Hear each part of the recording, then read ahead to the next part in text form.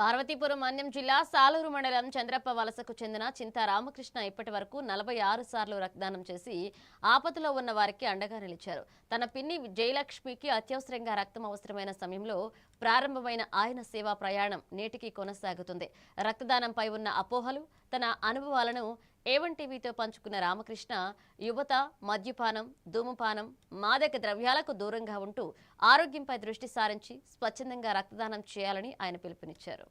ఒక సామాజిక వ్యక్తి 46 సార్లు రక్తదానం ఏ విధంగా చేయొచ్చు, ఏ విధంగా చేశారు అనే దాని గురించి అతని మాటల్లో తెలుసుకుందామని మన పేపర్లు వేయటం అని ఎలాగోలా అంటే అవేర్నెస్ కోసం మనల్ని చూసి ఇంకొకరు ఎవరైనా ఇన్స్పైర్ అయ్యి బ్లడ్ ఇవ్వచ్చు, బ్లడ్ ఇవ్వడం వల్ల ఎటువంటి ఇబ్బందులు ఉండవు అని కొంతమంది ఇన్స్పైర్ అవుతారనేసి అని మనం ప్రతిదీ కూడా తెలియజేస్తున్నామండి. ప్రతిసారి కూడా ఇప్పటి వరకు మీరు 46 సార్లు రక్తదానం చేశారు కదా సార్, ఇది మీరు చేయడానికి ఎలా సాధ్యపడింది సార్?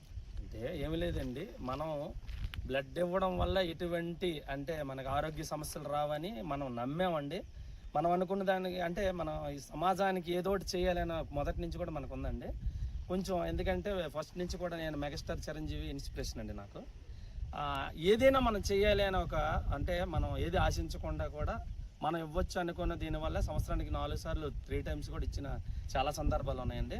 కంటిన్యూస్గా ఇవ్వటం అండి. మనం ఏదైనా బ్లడ్ కావాలి అనేసరికి మన చుట్టూ ఉన్న ఫ్రెండ్స్, మన చుట్టాల బంధువులు ఎవరినైనా బ్లడ్ కావాలి పలానా గ్రూప్ అని మనకు కాల్ వచ్చినా మనం ఎవరికైనా ఫ్రెండ్స్కి చెప్పినప్పుడు మాది అదే గ్రూప్ అనడం జరుగుతుంది. కానీ ఎవరు కూడా ఆ టైం అయ్యేసరికి ఇవ్వలేని పరిస్థితి అవ్వడం వల్ల మనం ఎక్కువసార్లు ఇవ్వాల్సి వచ్చింది. అదే సార్, ఇప్పటి వరకు చాలా మందిలో చాలా అపోహలు ఉన్నాయి కదా, రక్తం అనేది మనం ఇస్తే ఏ రకమైన ఇబ్బందులు పడతామని, తర్వాత మనకి రికవర్ అవ్వడం కూడా కొంచెం ఇబ్బందులు ఉంటాయని చెప్పి అంటున్నారు కదా, దానికి మీ మాటల్లో మీరు ఏమని అనుకుంటున్నారు? అదేమి లేదండి, బ్లడ్ ఇవ్వడం వల్ల ఏమనిపించదండి. One day next day morning కొంచెం నీరసం అనిపిస్తుంది. ఒక 3 డేస్ వేగంగా ఆకలేస్తుందండి. మనకి కొంచెం జాగ్రత్తలు తీసుకున్నట్టయితే ఫ్రూట్స్ తిన్నట్టు జ్యూస్ కానీ మనం తీసుకున్నట్టయితే తర్వాత ఏమి ఉండట్లేదండి. అటువంటి అది అపోహ తప్పించి ఏమీ లేదండి. నేను ప్రతిసారి బ్లడ్ ఇచ్చి బైక్ మీద క్యాంపులు వెళ్తున్నాను, అలాగే నేను ఉన్న కార్యక్రమాలన్నీ పాల్గొంటున్నాను. కానీ నాకు ఎప్పుడు కూడా ఇంతవరకు నీరసం అనిపించడం కానీ దానివల్ల ఏదైనా ఇబ్బంది ఉందని. చిత్తూరు జిల్లా ఐరాల మండలంలోని శ్రీ